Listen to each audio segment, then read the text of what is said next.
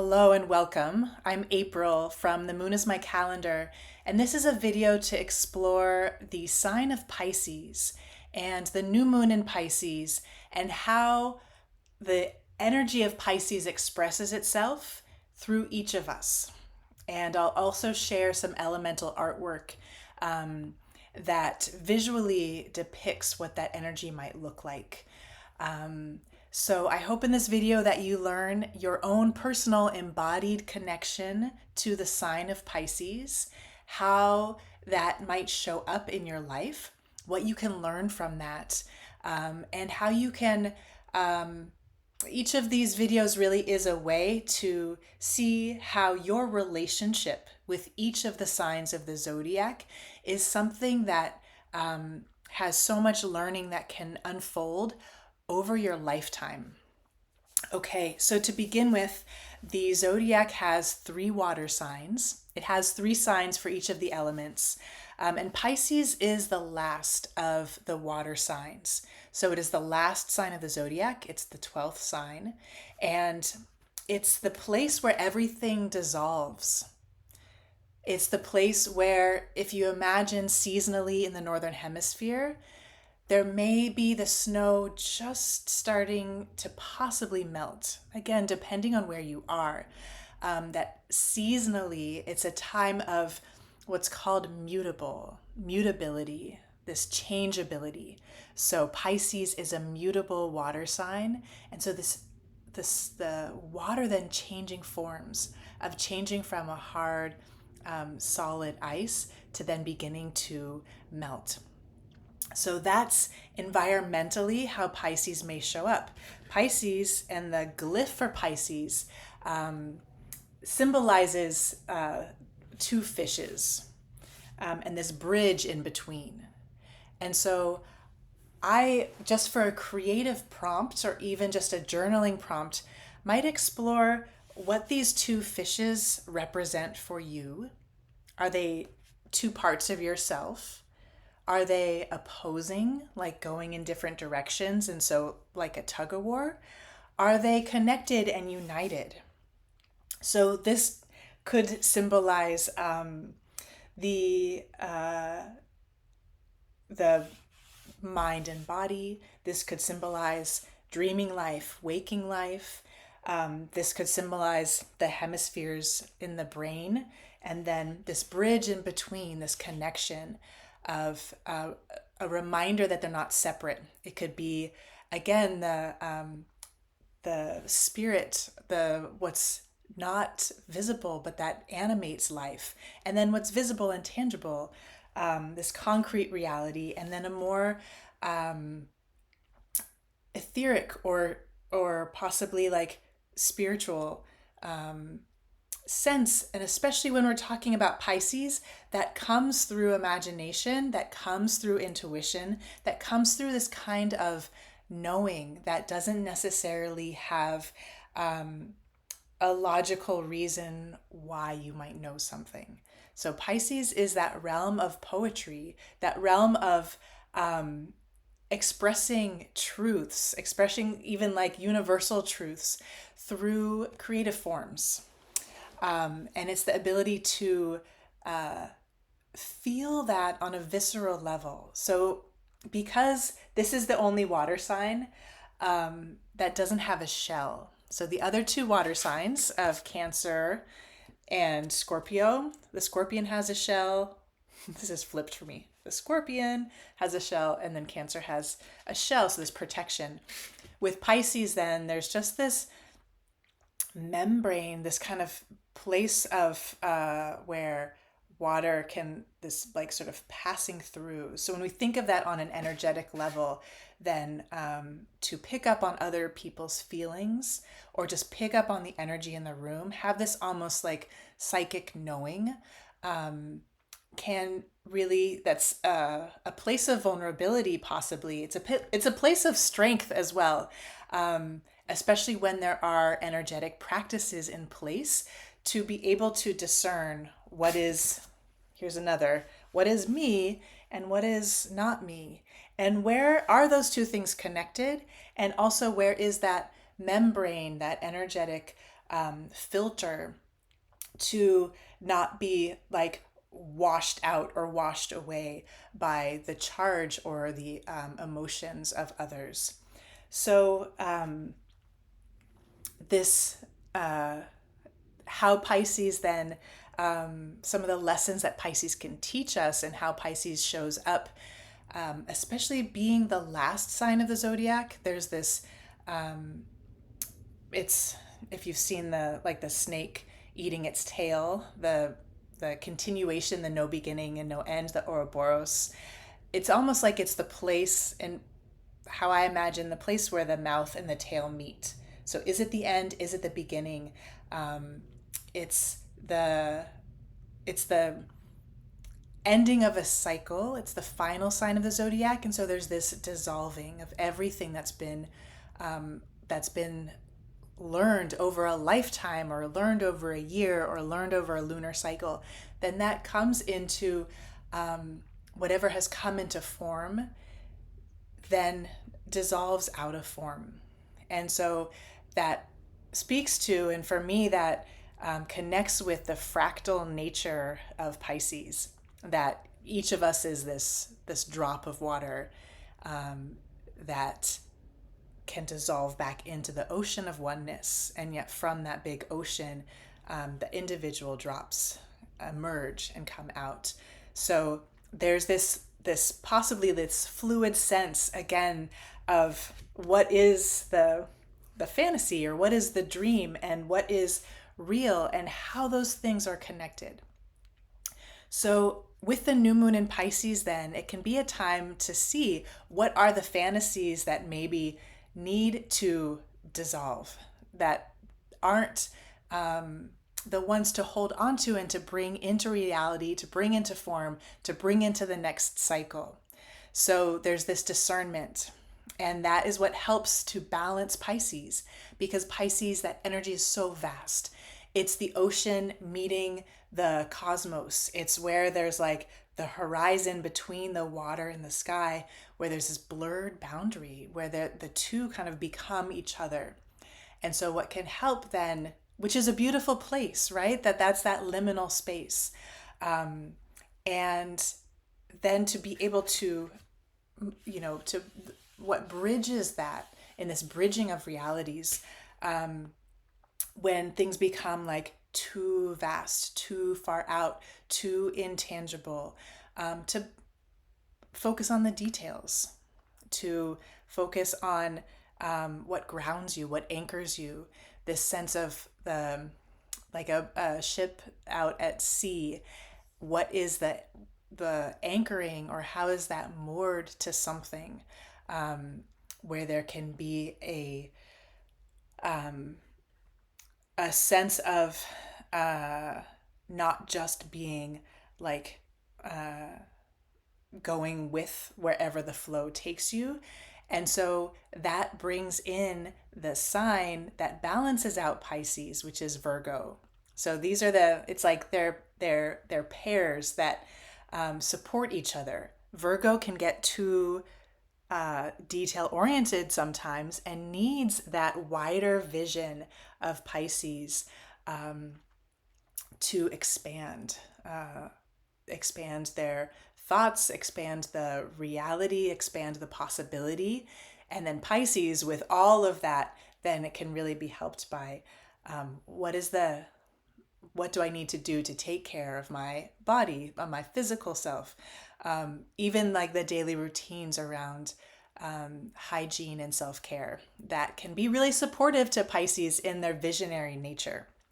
So because Pisces is the last sign, there's also a correlation with the lunar cycle of the ending of the lunar cycle. So that balsamic time when that light is just about to, what seems like, dissolve, and it's like dissolving back into the sun.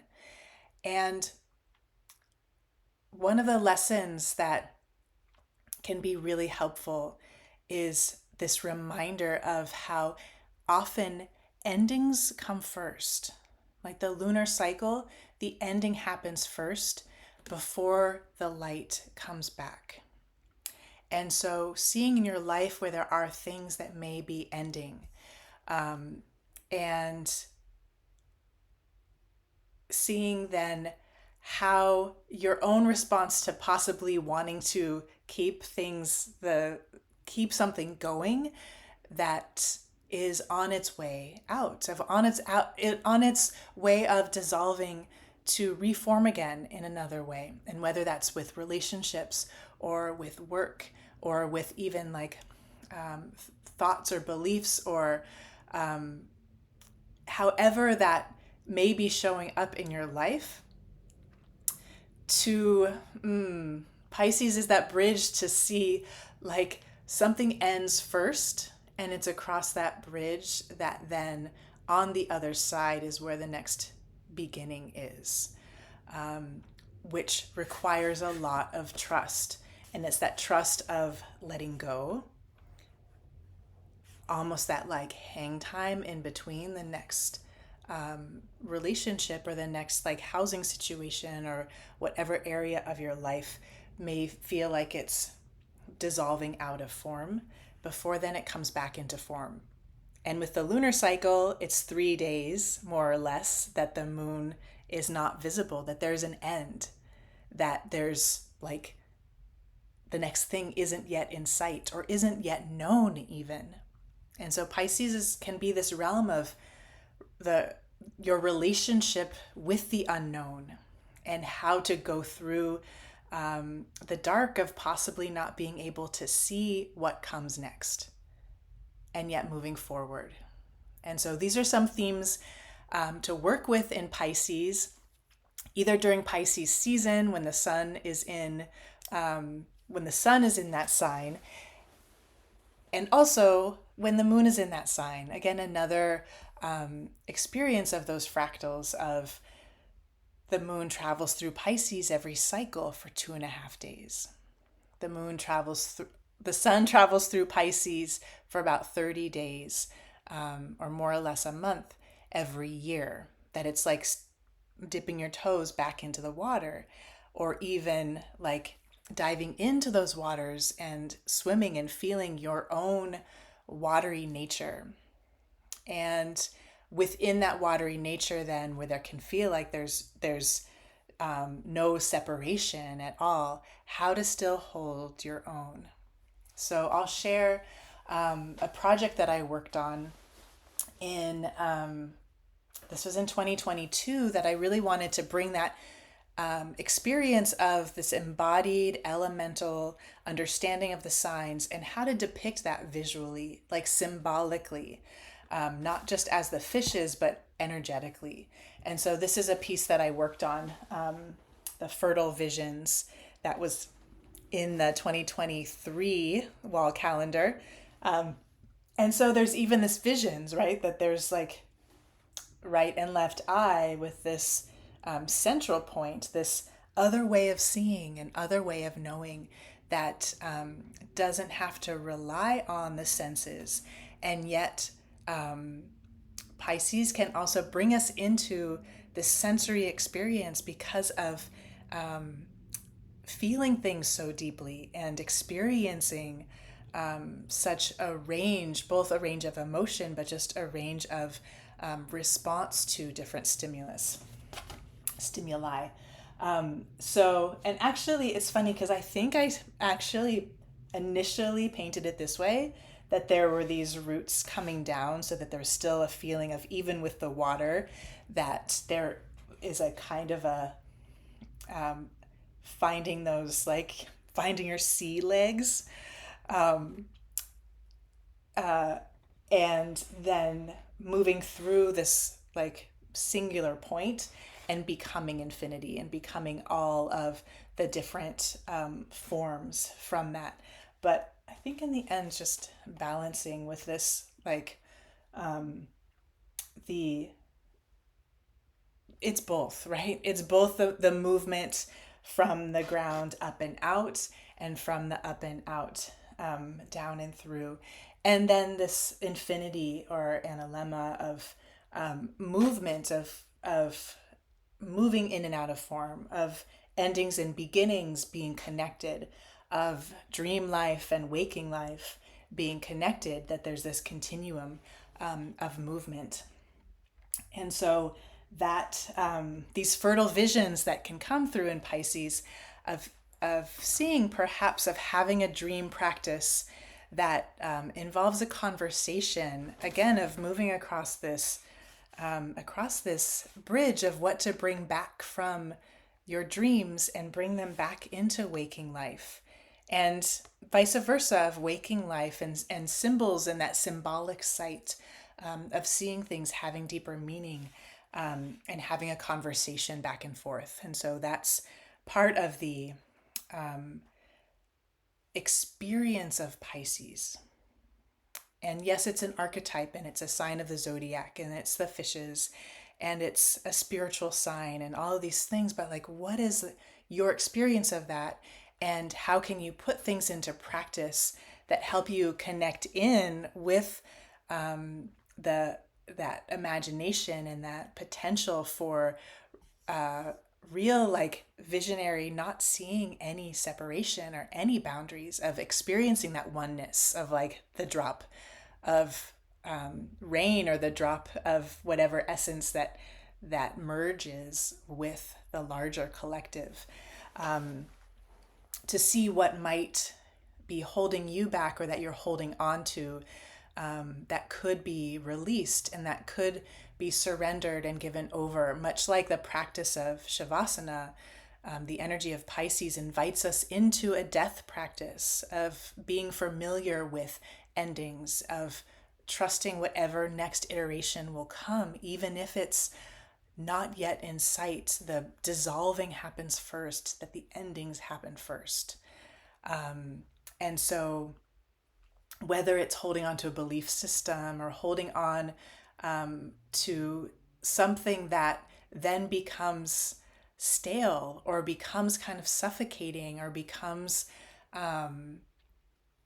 something that's rigid, Pisces will invite that rigidity, like a boundary or a barrier or like a sea wall, like thinking of like this cement walls, or even like any body of water that has like this, yes, there's a shore, but humans often will put like these cement barriers so that the water doesn't wash away some of the earth. Water wants to widen, it wants to expand, and it wants to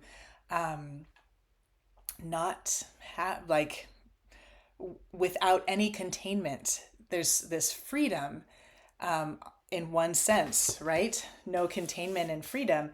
And on the other side, that the experience of when there is containment, and possibly seeing for yourself what would be helpful to have a container to be in, so that there isn't such a dispersal of your own energy or your life force energy. So just, these are, again, what I love to share. And in my teaching, a lot of it is sharing seeds, sharing ideas, sharing things that may spark for you your own imagination, your own embodied experience. And in sharing these seeds, then my greatest wish is that they come to fruition in a way where you have more self-understanding, more compassion for yourself and compassion for others, and that the signs of the zodiac bring us into our whole range of experience and our whole range of expression, and in really being able to call upon these energies at different times and knowing what can help to rebalance when maybe we've gone too far in the Pisces direction, which can and has been talked about as like a feeling too much and then so numbing out, and then balancing that with the groundedness of what is anchoring, and with the sign of Virgo of how you serve, how you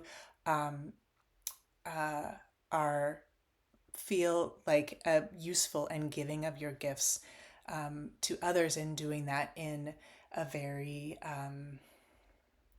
grounded, earthy way. So some practices for Pisces season, for Pisces new moon, may be around like taking an Epsom salt bath, something that just being connected with water, and that sense of a fish in water, not really questioning the way things are. It's just the way that it is, like a fish in water. So, do you feel like a fish in water of just things are this way, or that fish out of water of kind of seeing outside what is this kind of consensual reality? Connecting with the ocean inside of you. We all have that ocean. We all came from the ocean, and part of that is having the ocean inside of us. And how does that ocean respond to being around other oceans, other bodies of water, other life, other life forms that we're all connected through the waters? So this practices of strengthening the membrane, as well as allowing for a surrender of that pulsing between whatever these may stand for or symbolize for you, and then connecting with what then bridges those two things, and how is it that you move across and travel across these different realms or different polarities, and find the connection, find the oneness in it all. Thank you so much for being here. If you want to join any of the monthly moon circles, there's on the website, themoonismycalendar.com. There is an option for dropping into monthly moon circles if you want to explore some of these themes and bring that into a personal practice of self-study in relationship with cycles, and working with the new moon calendar and journal to support that practice. So if you're interested, I'll leave all the links below. Thank you so much for being here. And if there's anything that sparked like this aha, or just that you really feel like you connected with from this video, please leave a comment and let me know. I'd love to hear how it lands for you. Thank you so much.